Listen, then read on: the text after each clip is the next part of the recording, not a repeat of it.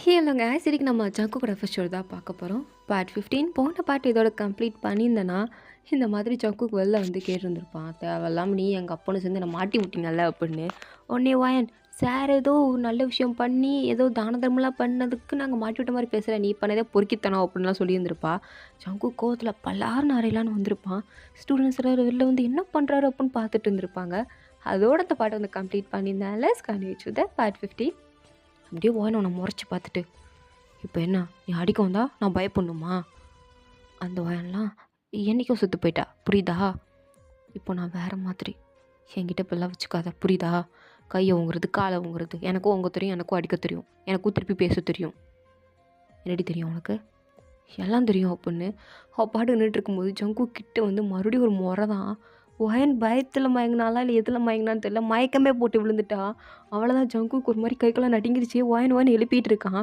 அப்போ ஸ்டூடெண்ட்ஸ்லாம் வந்து என்ன பண்ணீங்க மேம், எதுக்கு மயக்கம் போட்டு விழுந்தானுங்க அப்படின்னு அவனுங்க ஒரு கேள்வி கேட்குறானுங்க.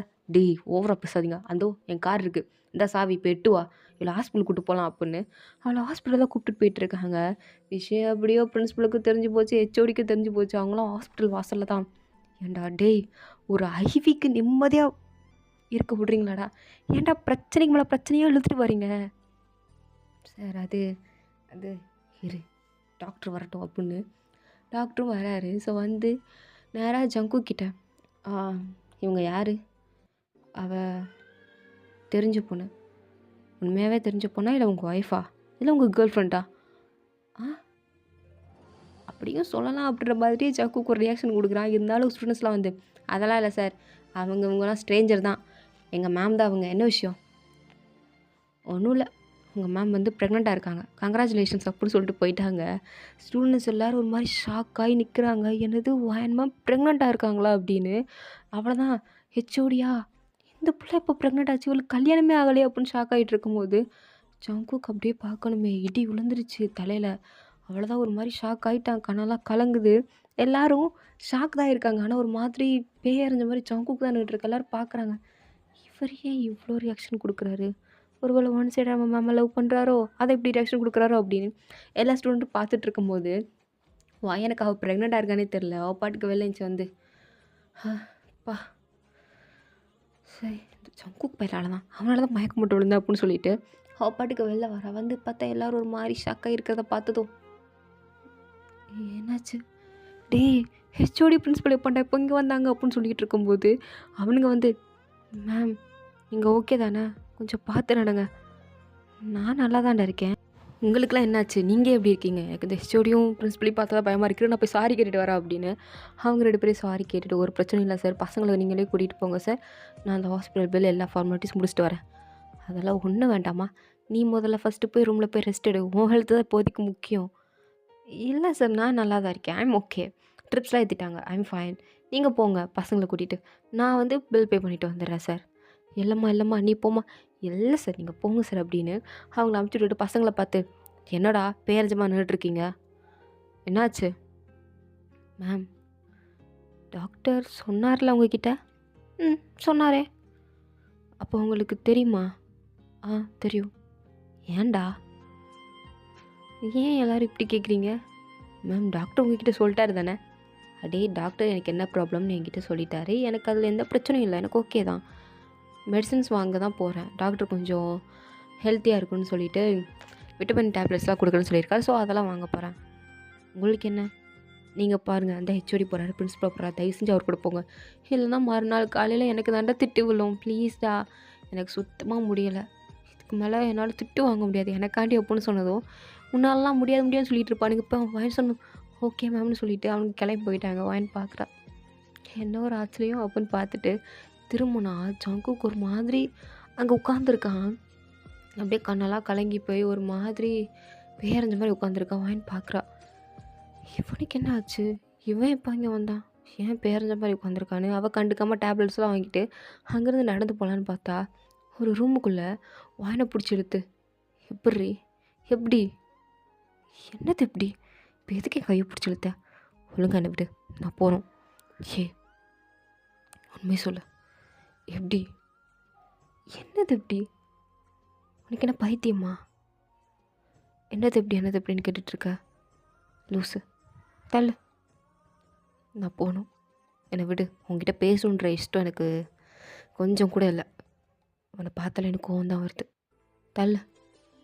ஏ வாயன், இங்கே வா. ஒழுங்கா வந்துடு அப்படின்னு அவன் கத்திட்டு இருக்கான். வாயன் அப்போ தான் திரும்பி பார்க்குறான். இவன் கண்ணெல்லாம் கலங்கியிருக்குன்னு. அவளுக்கு ஒன்றுமே புரியல. என்ன ஆச்சு உனக்கு அப்படின்னு அவன் கூப்பிட்டாமலே அவன் கிட்ட போய், என்னடா ஆச்சு உனக்கு, எதுக்கு இப்படி பண்ணிகிட்டு இருக்க அப்படின்னு கேட்கும்போது அவன் சுகத்தில் வாயனை சாய்ச்சிட்டு, எப்படி எப்படி உனக்கு இன்னொருத்த மேலே லவ் வந்துருச்சா? குழந்த தான் வந்துருச்சு அவ்வளோ சீக்கிரம்? ஆ, நான் மட்டும்தான் லூஸு. எல்லாம் நல்லா அறிவாளி மாதிரி தாண்டி இருக்க பைத்தியக்காரி. நீ நீ உன்னை திரும்பி பார்த்ததை நினச்சி ஏதோ லைட்டாக ஒரு மாதிரி ஃபீல் இருந்தது. ஆனால் இப்போ சுத்தமாக இல்லடி. உன்னை பார்த்தாலே எப்படி கழுத்தை நினச்சி கொள்ளணுமோடு இருக்கு அப்படின்னு ஆச்சா உச்சான்னு திட்டிட்டு அங்கேருந்து அவன் பாட்டுக்கு போயிட்டான். எனக்கு ஒன்றுமே புரியலை. இவன் என்ன பைத்தியம்மா? ஏன் இப்படி திட்டிட்டு போகிறான்? லூசு பையன். இந்த ஃபீலிங்ஸ்லாம் இருக்குன்னு சொல்கிறான். எனக்கு கூட தான் இருக்குது. எனக்கு கூட தான் அழுகையாக வருது. அதுக்கு என்ன பண்ண முடியும்? ஒன்றும் பண்ண முடியாது. லூசு பையன் அப்படின்னு சொல்லிட்டு இவ்வளோ ஒரு மாதிரி சோகமாக வரா. ஆக்சுவலாக இது வந்து ஹெச்ஓடி பிரின்ஸிபல் யாரும் போகல. அங்கே தான் வெளியே தான் வெயிட் பண்ணிகிட்டு இருக்காங்க ஸ்டூடெண்ட்ஸ் எல்லோரும். வாயன் பார்க்குறா. நீங்கள் யாரும் போகலையா? ஏன் எனக்காண்டி வெயிட் பண்ணுறீங்க? மேம், எப்படி மேம் உங்களை விட்டுட்டு போவோம்? நீங்கள் தான் ப்ரெக்னெண்ட்டாக இருக்கீங்களே, உங்களை பத்திரமா கூட்டிகிட்டு போகணும்ல அப்படின்றான். வாயனா, ஆ என்னது ப்ரெக்னெண்ட்டா? யாருடா? நீங்கள் தான் மேம். ஐயோ லூஸ் மாதிரி பேசாதீங்க. நான் எப்படி ப்ரெக்னெண்ட் ஆக முடியும்? அந்த மாதிரி எந்த சம்பவம் நடக்கலையா? டாக்டர் தான் மேம் சொன்னார் நீங்கள் ப்ரெக்னென்ட்டுன்னு. அப்போ நீங்கள் ஷக்கலக்கா பூமும் அடிச்சிருவேன்டா. எங்கே அந்த டாக்டர் அப்படின்ட்டு வாயின் ஒரு கற்று தான் கத்துறா. 2 டாக்டர் வராங்க.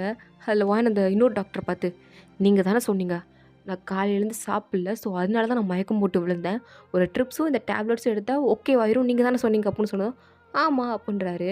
இன்னொரு டாக்டர் ஆமாம் அப்படின்னு அவரும் சொல்கிறாரு. உடனே இவனுங்களா, நீங்கள் தானே சொன்னீங்க மேம் ப்ரெக்னெண்ட்டாக இருக்காங்கன்னு. நான் இவனுங்களை சொல்லலடா, அந்த அந்த ஒரு பொண்ணு நிற்கிறா பாரு, அவளை சொன்னேன், இவளை சொல்லலை அப்படின்னு சொன்னதும் இப்போ தான் எல்லாருக்கும் புரியுது. ஆக்சுவலாக ஒரு ரூமில் 2 பேருக்கும் ட்ரீட்மெண்ட் நடந்திருக்கு. அதில் ஒருத்தி ப்ரெக்னெண்ட்டாக இருந்திருக்கா. எனக்கு வந்து நார்மலான ஒரு மெடிசன்ஸ் அந்த மாதிரி தான் இருக்குது. அதை தான் சொல்லியிருக்காங்க. அந்த டாக்டர் தான் மாற்றி சொல்லிட்டாரு.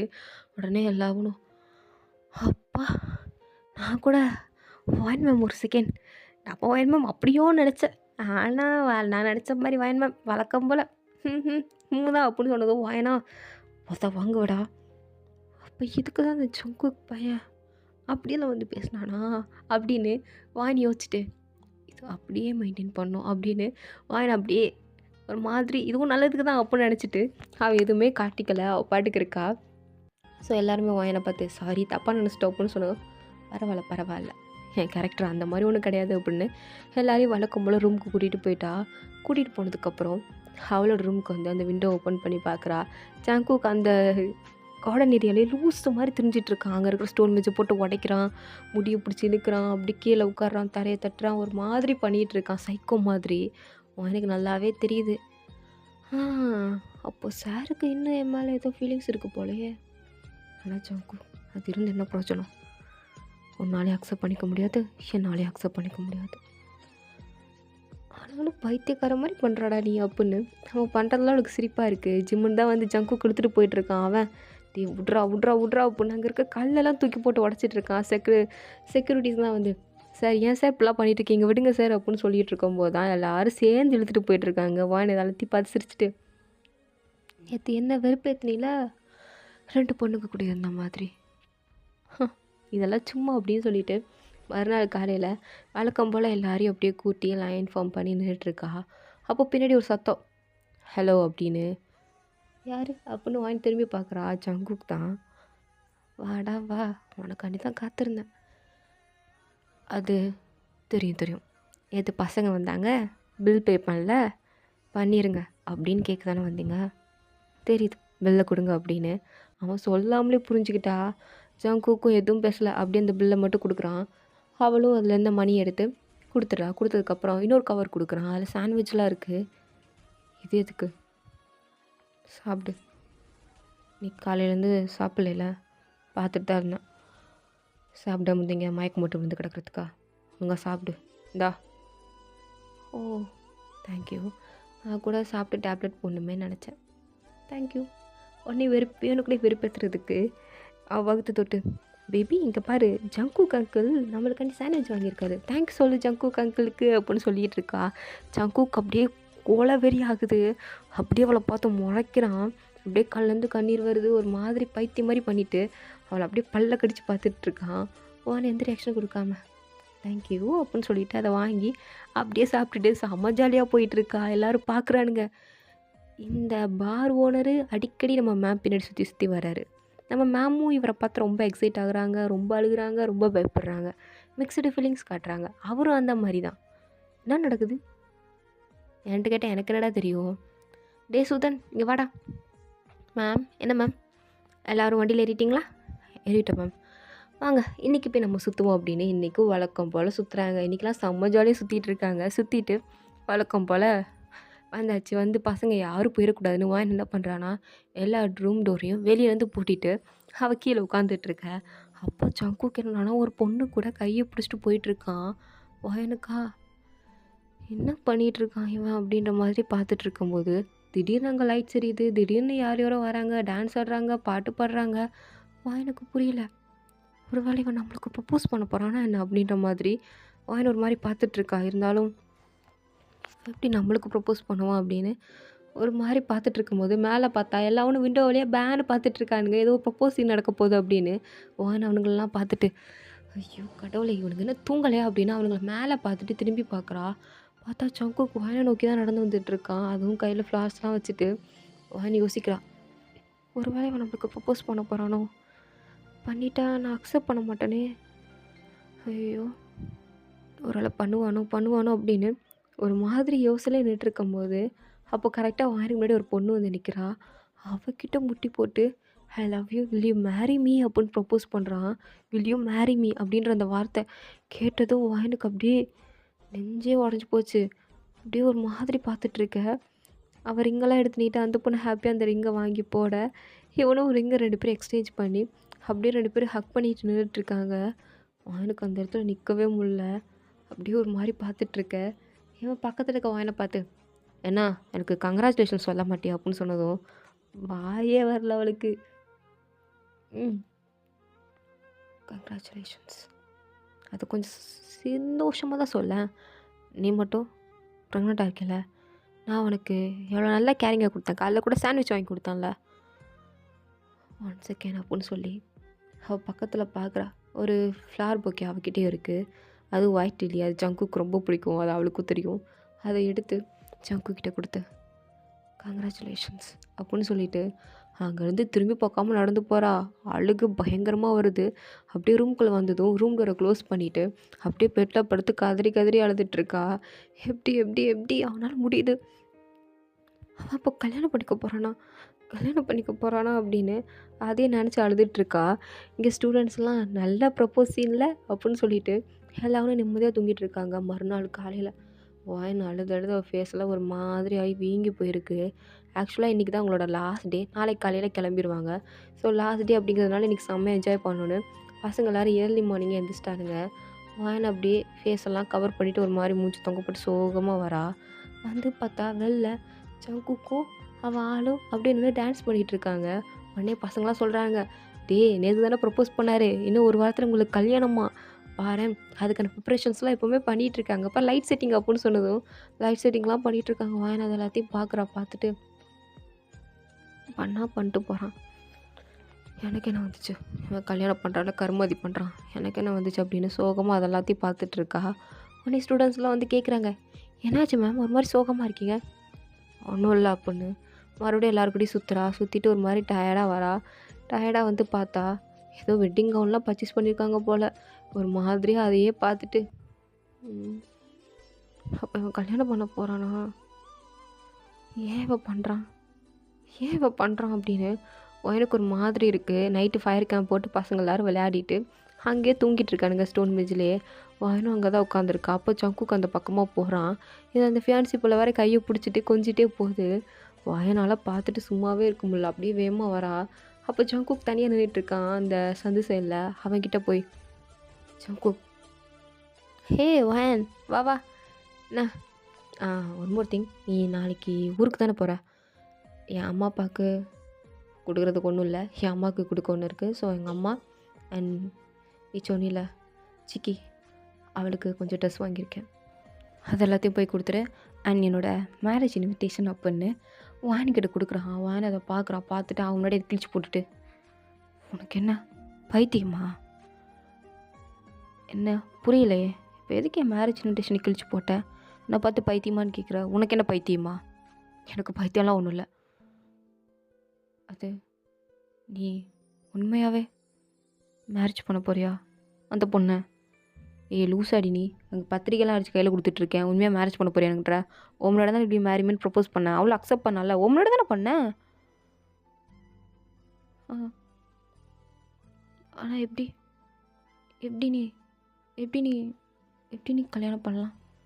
ஏன் நான் கல்யாணம் பண்ணக்கூடாதா? இல்லை, உனக்கு தான் நிறைய பொண்ணுங்க கூட அஃபேர்ஸ் நிறையா பொண்ணுங்க கூட இருக்குமே, அப்புறம் எப்படி நீ அந்த பொண்ணை கல்யாணம் பண்ணிக்கலாம்? இங்கேப்பா, அவளுக்கு எல்லாம் தெரியும் உன்னை பற்றி. ஏன் உன்னை பற்றி கூட தெரியும், என்னை நல்லா மாட்டி விட்டில. அது மட்டும் இல்லாமல் நான் நிறையா பொண்ணுங்க கூட இருந்திருக்கலாம், லவ் பண்ணுற மாதிரி இருந்திருக்கலாம். பட் என்னோடய ஃபர்ஸ்ட் லவ் நீ. ஆனால் இப்போ நீயும் ப்ரெக்னென்ட் ஆகிட்ட, உன்னோட லைஃப்பை நீ பார்த்துட்ட. ஸோ அதனால் எனக்கு இதுக்கடுத்து உன் லைஃப் மேலே வர இன்வால்வ் ஆக பிடிக்கல. ஸோ அதனால் என்னோடய செகண்ட் ஆப்ஷன் அவள் இருந்தா, எனக்காம எல்லாமே பண்ணான். ஆக்சுவலாக நான் ஃப்ரான்ஸ்க்கு வந்தப்போ எனக்கு ஹெல்ப் பண்ணது எல்லாமே அவள் தான். ஸோ அதனால் நான் அவளை கல்யாணம் பண்ணிக்கலான் இருக்கேன். அவளுக்கு என்ன பிடிச்சிருக்கு, எனக்கும் அவளை பிடிச்சிருக்கு. நாங்கள் 2 பேரும் பெஸ்ட் பேர் தெரியுமா அப்படின்னு சொன்னதும் எனக்கு அவ்வளோ கோவம் வருது. அப்படியே கண்ணில் கண்ணீரோடு அவனையே முறைச்சி பார்த்துட்ருக்கா. பேசுகிறதுக்கு வார்த்தையே வரல. இதுக்கு மேலே அவட்ட போய் என்னத்தை பேச அப்படின்னு அவனை பார்த்துட்டே இருக்கா. அவனும் என்னாச்சு? ஆமாம், உன் பாய் ஃப்ரெண்ட் ஃபோட்டோ காமிக்கவே இல்லையே. அவங்க 2 பேருக்கு மேரேஜ் ஆயிடுச்சா இல்லைன்னா மேரேஜ்க்கு முன்னாடியே? அது அது என்னாச்சு உனக்கு? வாயன் அழுகுறியா? நீ நீ ரொம்ப ஸ்மார்ட்டாக யோசிச்சிருக்கில்ல? ஆமாம், ஸ்மார்ட் தான். நீ ஸ்மார்ட் தான். உன்னால் முடியும், என்னால் முடியும். கல்யாணம் பண்ணிக்கோ, சந்தோஷமாக இரு. ஆனால் நீ கண்டிப்பாக சந்தோஷமாகவே இருக்க மாட்டேன். என் சாபனை சும்மாவே விடாத பொண்ணு. அங்கேருந்து அழுதுட்டு போயிட்டா. இவனுக்கு ஒன்றும் புரியல, எதுக்கு வந்தா, ஏன் இப்படி பேசினாலும் ஒன்றும் புரியலை. அப்படியே அவளே பார்த்துட்ருக்கேன். மறுநாள் காலையில் ஜங்கு கிட்ட சொல்லாமல் கொள்ளாமல் அங்கேருந்து எல்லோரும் கிளம்பி போயிட்டாங்க. ஜங்குக்கா பார்க்குறான், போயிட்டாளா அப்படின்ற மாதிரி. ஸோ இதோட இந்த பார்ட் வந்து கம்ப்ளீட் ஆகுது. தேங்க்ஸ் ஃபார் வாட்சிங் மை வீடியோ. உங்களுக்கு பிடிச்சிருந்தா லைக் பண்ணுங்கள் அண்ட் ப்ளீஸ் மறந்துடாம சப்ஸ்கிரைப் பண்ணுங்கள். ஓகே, வாட் பை.